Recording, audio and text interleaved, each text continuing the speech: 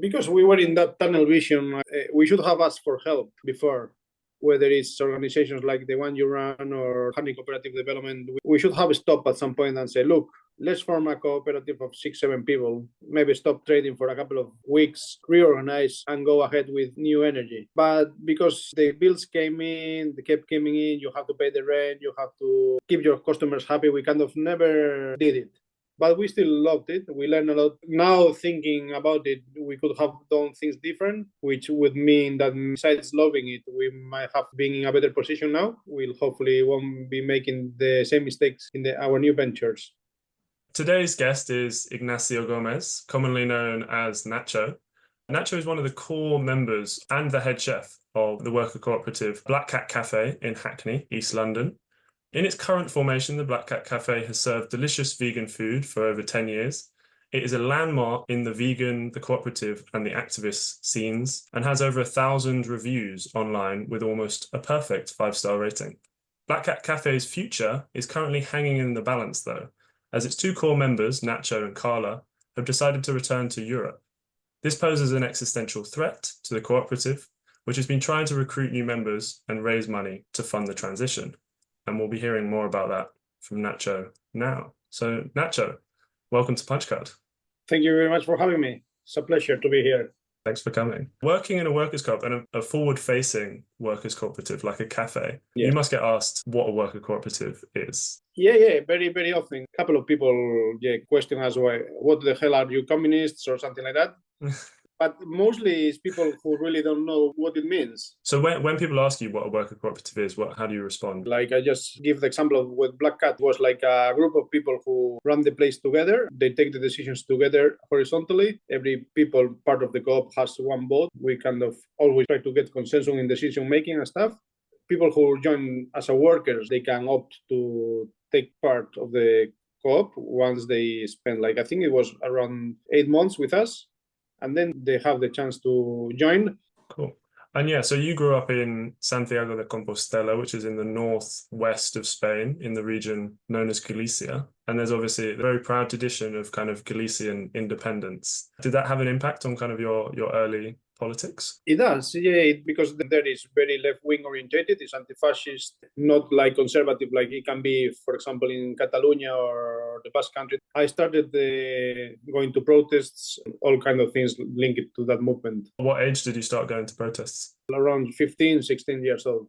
You mentioned that you kind of got involved with the pirate radio. Was that through the protests that you were part of then? Yeah. And also I was also active in the punk hardcore scene. I was doing shows, going to shows, doing DJ sessions, and I always loved music. So we had this opportunity to start a programming a radio station. At the beginning, it was only because we wanted to do that program for music, about music and all and that. But then we got involved in the running of the station as well. It was run as a cooperative. Yeah, so apart from doing our program, we were doing basically like a proper news and stuff. Like we would go to protests, record people speaking.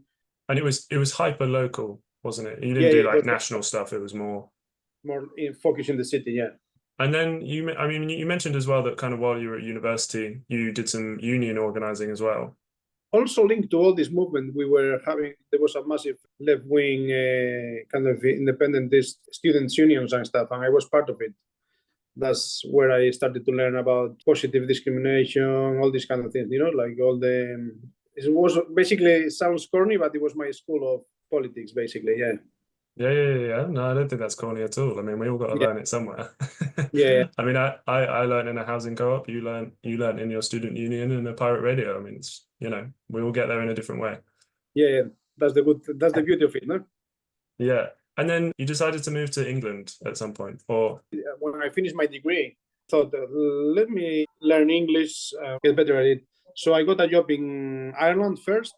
I worked there for 9 months, and when my contract finished, I decided to move to London to try to work in vegan restaurants. And because I was already into cooking vegan food.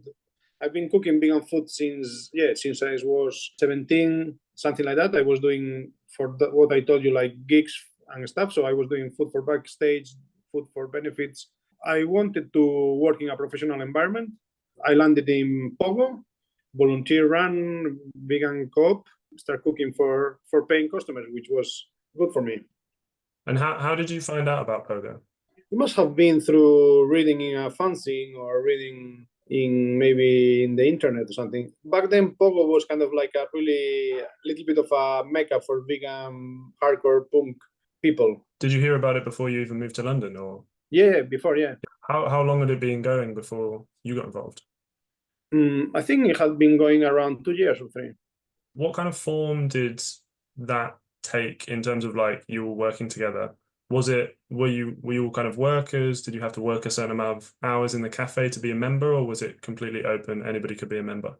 Yeah, it was quite open, but yeah, we basically, it was quite busy. And so we had to make sure that the people, there was like kind of a huge rota in the kitchen. Basically, whenever you wanted to work, you sign, and then that was your shift. So Obviously, how many people were involved? we were at least 12 or something back then. Okay, and that was at its like peak. It had 12 people. Yes, and it fluctuated through the years. Well, that was your second experience of being in a cooperative. How did it compare to the pirate radio? This was less hands-on. It was basically you would go to your shift, work your shift with co-workers, and then there was no meetings per se, but we were quite active doing things, kind of thing. It was not very organized, but it kind of worked. So it kind of had like a sort of activisty, loose sort of vibe. Exactly, yeah. And from that, you found out about squatting. Yeah, right? so I was squatting before because when I landed in London, Okay. I went to live with a friend of mine from my hometown. I started working at Pogo, and then in Pogo, a lot of people were squatting. So I ended helping other people opening a house around the corner from Black Cat, from Pogo. Well, Black Cat Pogo is the same building. Tell us a bit about squatting.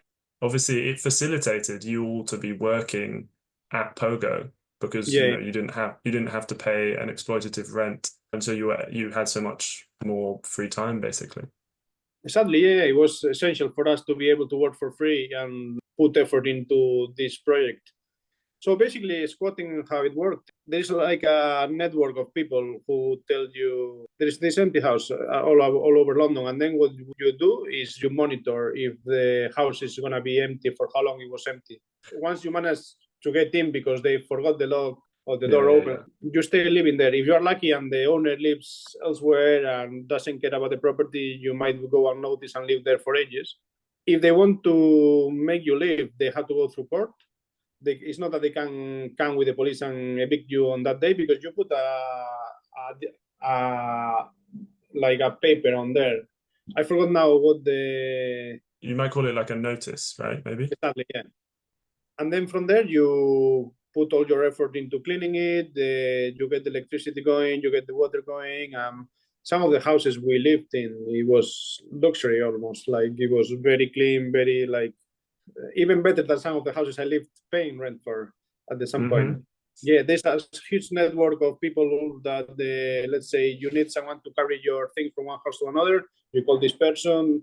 You don't know anything about plumbing. There is this guy who knows about plumbing, and maybe you cook dinner for them. So there's like a very beautiful movement in which the skill sharing, like we were running things in a very nice way, like sharing with people our knowledge and helping people opening houses, even if you were not going to live with it in there. So yeah, that was a time, yeah. And how long on average were you kind of in these houses? Behind in the Clapton Square, we were almost 9 months. What was the shortest one? I think maybe 1 month or something. And then I mean, obviously the law changed around 2015, and it made squatting, well, criminalized it and got rid of, I guess, the notice period. It made it criminal to squat in residential properties. Exactly, yeah. And I mean, during that time, I mean, how did that affect you? I think affected Pogo Cafe massively, because now the people volunteering there, me being one of them, had to start looking for jobs to pay bills. I went from doing 5 shifts a week and spending probably the other days just thinking about what to cook and what to do next to get things better, to have the pressure of paying rent. I started working in the city center, so I had to commute there, came back home tired. So yeah, it removed the energy out of the equation for me. I still work there, but yeah, slowly declined till they had to close. I mean, I was part of a similar-ish project called Rainbow Junction up in Leeds, and I mean, I think there's an interesting parallel where there were lots of students who could get involved, and here in the UK, students can get maintenance loans, which essentially allowed them to pay their rent without having a job, and that gives them a lot of time, which they're kind of supposed to use for study and extracurricular stuff and whatever. But some of them decided they wanted to put that time into helping this cafe to function, and without them, this community cafe probably wouldn't have existed to the level that it did. And obviously squatting facilitated Pogo Cafe. Totally, yeah. So after kind of Pogo started to wind down because squatting started to suffocate that free labor that it had, you had to start renting. How did you end up paying for that? I mean, you got a job presumably. One of the first jobs I got with these kind of connections I made in the punk hardcore squatting scene, I got a job in a place a lot of people I know from that scene work, which was called Beetroot. It was like a vegetarian buffet in Soho. They were paying me cash in hand. I didn't have a bank account then. I didn't have anything, mostly washing up dishes and then doing a little bit of prep. From there, they were looking for a chef in a place called Gallery Cafe. I went there for a trial and I got hired, and then I stayed there working as a chef, and then eventually they offered me the position of head chef. I gladly accepted, and I stayed there for around 4 or 5 years.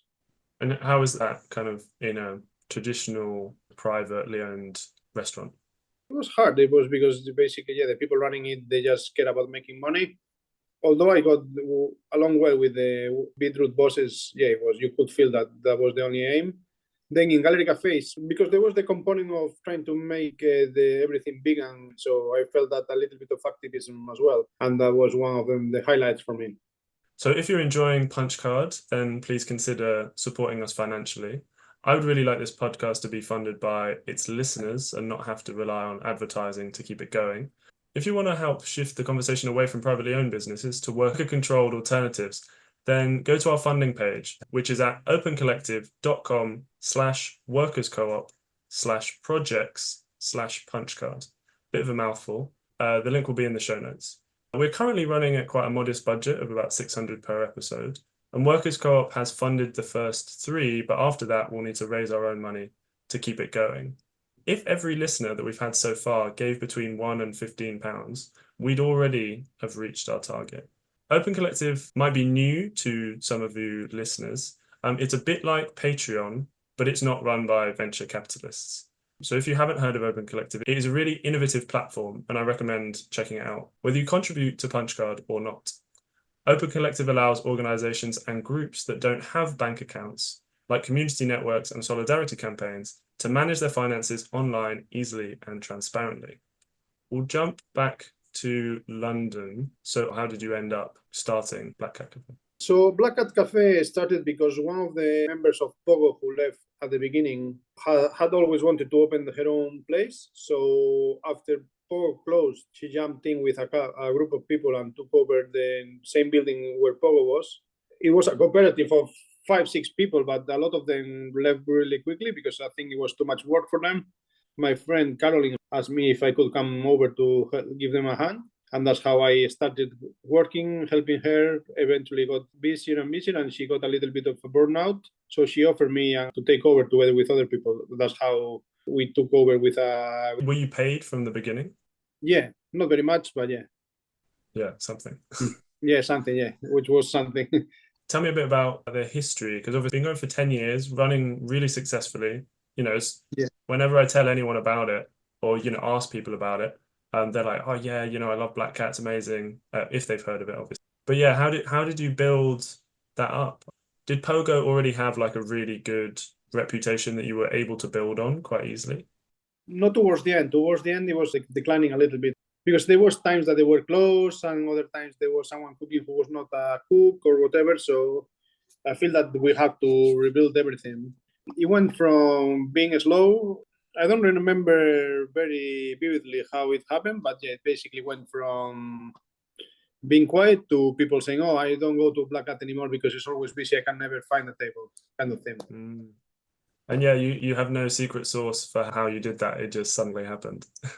No, I think when you have passion about something, and also we went tunnel vision a little bit as well, trying to keep serving good food, good service, trying to do benefits all the time. So we didn't have a strategy. We just did it.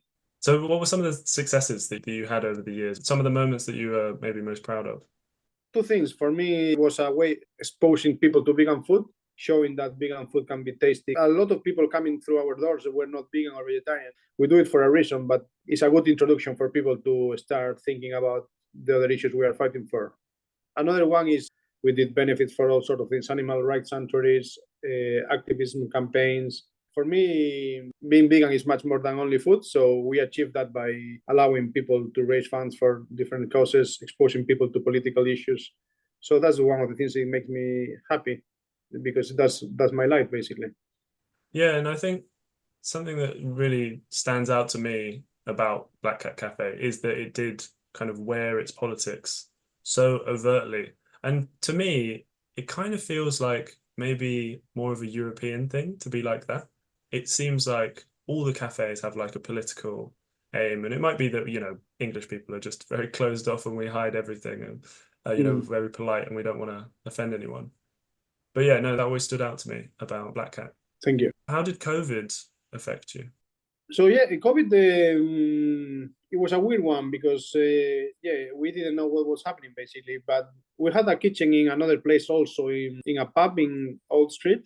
So that closed first because suddenly there was no customers, there was no people around. But basically, when we reopened, we relied on our regulars to grab food takeaway because we didn't want to do any Uber or Deliveroo or anything like this. We tried to set up like a group of people to do deliveries like through an application which was developed in Paris by some bike messengers, but that didn't work because it was not busy enough.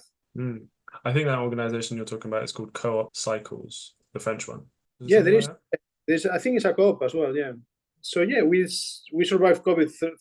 Thanks to our regulars and not having a delivery. It was in theory very bad, but we managed to survive because of this support.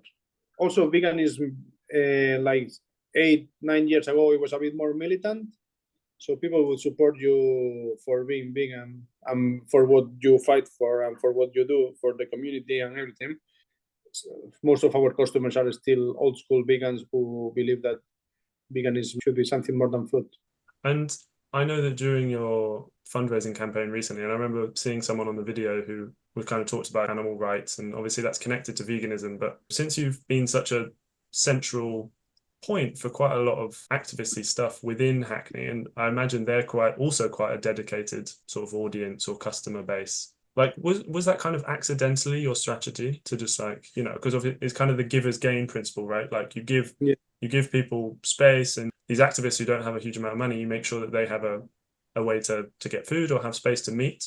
And then they reciprocate that gift by coming back after COVID and being like, this place needs us. Let's back it. Yeah, totally. Yeah, I think that's key. Yeah, that's exactly what happened, I believe. Yeah. What I find kind of, interesting, a bit sad, frustrating, is that obviously you've put so much in, you've created this amazing cafe, but for most of the time, it was just you and Carla who were actually members of the co-op, and then everybody else was kind of workers. You maybe had some members who came for a little bit. Tell me a bit about that sort of difficulty and frustration. Yeah, so I felt it was always very difficult to make people join the co-op. We invited through the years a few people, but yeah, for one reason or another, they ended up leaving because I don't think they were willing to make the sacrifices we needed to make to keep things running. London is very expensive, so I totally understand that if you need to pay a rent, you need to be paid for every single hour you work, and that was not the case for me and Carla because, I told you, it was like basically trying to survive on daily basis for a long time. I wish there was more people. I'm not saying this is something negative or trying to bitch about anyone. That's the way it was. Black Cat went from 5 people to then me and Carla joining with another people who then left, and then we invited some people through the years they left.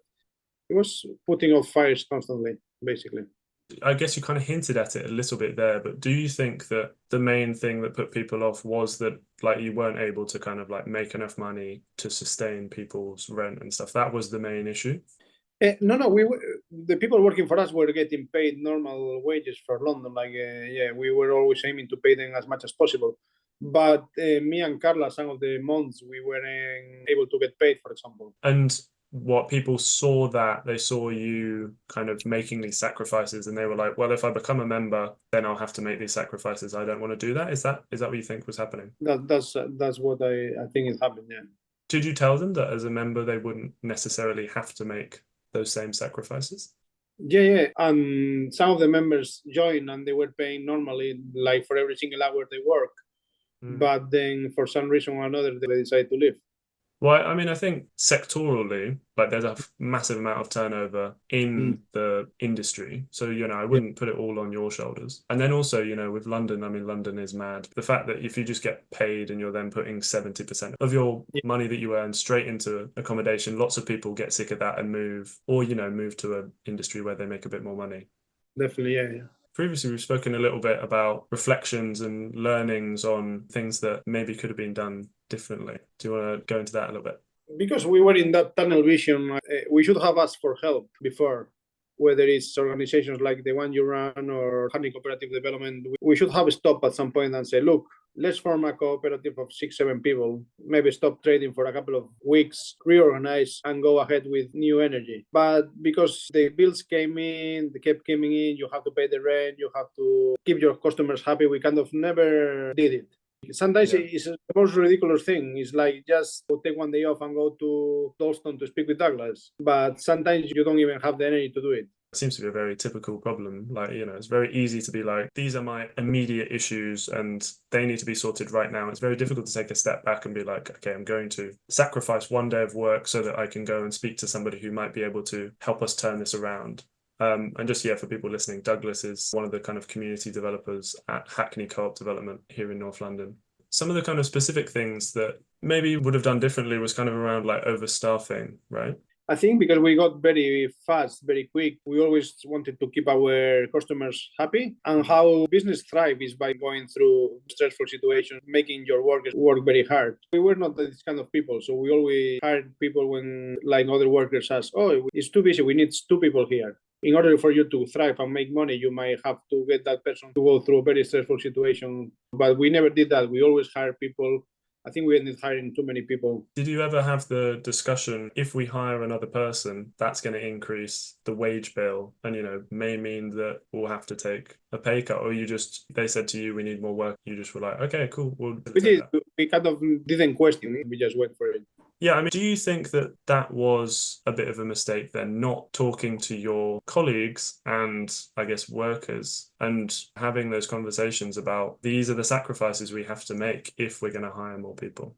Yeah, we kind of explained it because it went together with people asking for more money per hour. So there's like some things they don't simply work. If you want more workers to help you not be stressed, but then you want more money per hour, we kind of saying a few times it's impossible for us to do this. But yeah, not very often. So did they see you as their boss, essentially? Kind of, yeah. I think so, yeah. So they didn't understand it being a co-op. They struggled to get their head around that bit. Yeah. That's tough. And I think it ties into, another very typical problem is like, co-ops having to hire people who don't understand what being a co-op is and then needing to explain that and probably having to explain it multiple times because, it's quite a big cultural sort of mental shift really to be like, and I'm not your boss, we're all in this together. Trying to do all those things at once is definitely a massive problem. I mean, this is one of the things that I hope Workers.coop will be able to help resolve is helping smaller co-ops like yours to, one, come and see you and be like, hey, are you guys doing okay? And 2, just having better resources out there where Workers.coop will be able to help smaller co-ops to upskill their members. But that's what the aim you have, and I think it's very important. So something else you mentioned that was kind of something that you maybe wouldn't do again, which I would like to draw attention to all of these just so, maybe people don't make the same mistakes, is that you started having to pay VAT. Yeah. You didn't pass that on to the customers. Why did you do that? Black Cat has been always known for cheap, big portions, quality food. And we were always trying to buy the best ingredients possible and then still keeping the things cheap. VAT came in and we didn't reflect it on the prices. We increased them slowly, but not as much as we should have. I mean, I think a theme throughout this is just like yours and Carla's generosity and, swallowing the overstaffing or, well, the kind of increased staffing costs, swallowing the VAT costs, providing base to all these activists, and the generosity that you guys have given to the community is amazing, really. It's sad to hear, that you guys had to sacrifice so much to make it work. Yeah, but I have to say we loved it. We loved it. Now thinking about it, we could have done things different, which would mean that besides loving it, we might have been in a better position now. But we still loved it. We learned a lot. We'll hopefully won't be making the same mistakes in our new ventures. We'll get onto that in a sec. So two other choices that you made that I wanted to kind of just draw attention to. One, you decided not to charge service charge, even though you kind of do a little bit of table service. I guess that's not in a cafe. It's not super traditional to have service charge, is it? Well, these days it is, I think. These days it is, okay. I've been going to a place, when you go to pay, even if it's takeaway, they put you the thing to pay the tips. Yeah, we do the kind of, let's say, 90% table service. The only thing you have to do is come to us counter, but we bring you the food, and then if you want water or whatever, we bring it to you. So yeah, we never did service charge, which I think I would be transparent about it. And you know how in some places you don't even notice that it's service charge. But if I do it again, I would say, would you like to pay service charge to the customer instead of writing a little thing on the ticket? And then also, I mean, you decided not to sell alcohol, which I think is kind of crazy because the stereotype within the sector of restaurants and kitchens is that you make, I don't know, I can't remember what the percentage is, 60, 70% of your income comes from drinks, and specifically a lot of that being alcohol. And then,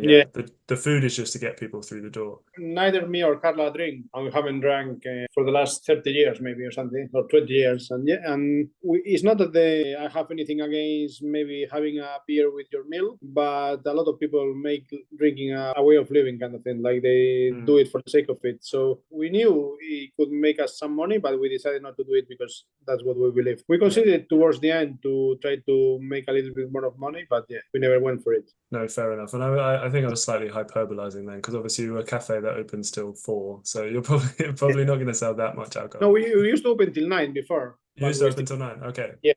Any other lessons you want to add on there that if somebody's looking to start a worker co-op cafe, they might want to think about? I think plan things a little bit. Get together with a group of comrades, have a few meetings before going ahead, research what you have to do, research what kind of help there is available, and to make sure you really want to do it, because it's not going to be easy and you're going to have to sacrifice. But if you love it, you will thrive and you will make it work for sure. Like everything in life, I guess. But keep in mind that you won't be able to buy a house with a swimming pool in the outskirts of London. You will have to fight for every penny.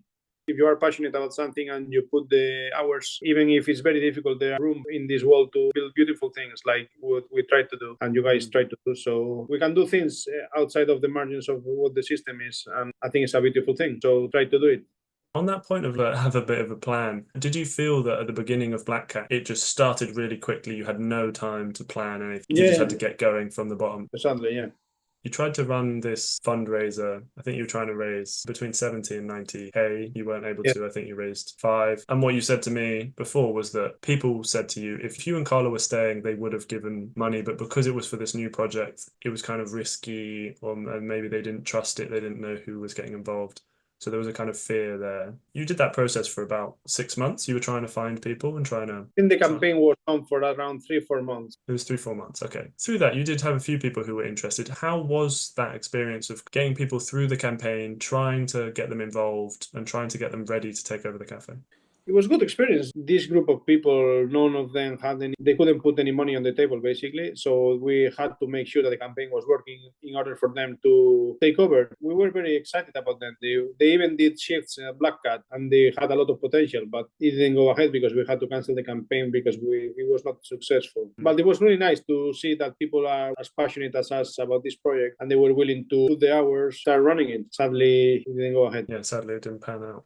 Yes, so we were excited about the possibility of keeping a co-op running. We did the fundraising campaign, but it didn't work. So the next best thing is a family of 4 people who are our customers expressed the interest of taking it over. The problem with London and the money, basically they are young. So for them, they only had one way of getting a loan, and we're still waiting for that loan because it's a very lengthy process. Now they are towards the end of it, and if things work out, that a family of 4 are taking over, are going to keep the same ethos, trying to run it as we were running it. For us, it's kind of a victory because it's the next best thing. Running it with your ethos minus the co-op bit. Hopefully that's what's going to happen, yeah. So you're back in Santiago de Compostela. Tell me about your new project. We are going to open a little coffee shop in my hometown, Santiago de Compostela, like a big coffee shop / bar. We are going to be opening in the evenings with serving some tapas. And then we also have a guest house 10 kilometers away from here, which we're going to be running hopefully through Airbnb, which we learned about it through you and Douglas.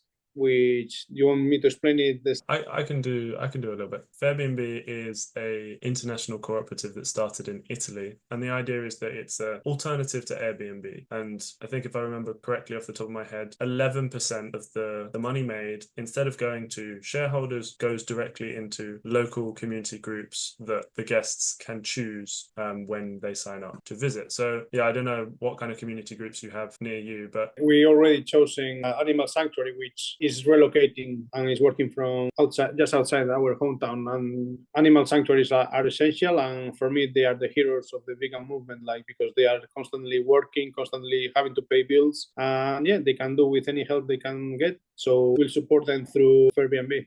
But yeah, is it going to be a co-op? No, it's going to be a limited company. We wish, or maybe in the future we do something else, another co-op at some point, but not for the moment. Will you hire in staff then? It's going to be a small, so it's going to be mostly me and Carla working on a daily basis, but we probably have to hire a couple of people or 2 people.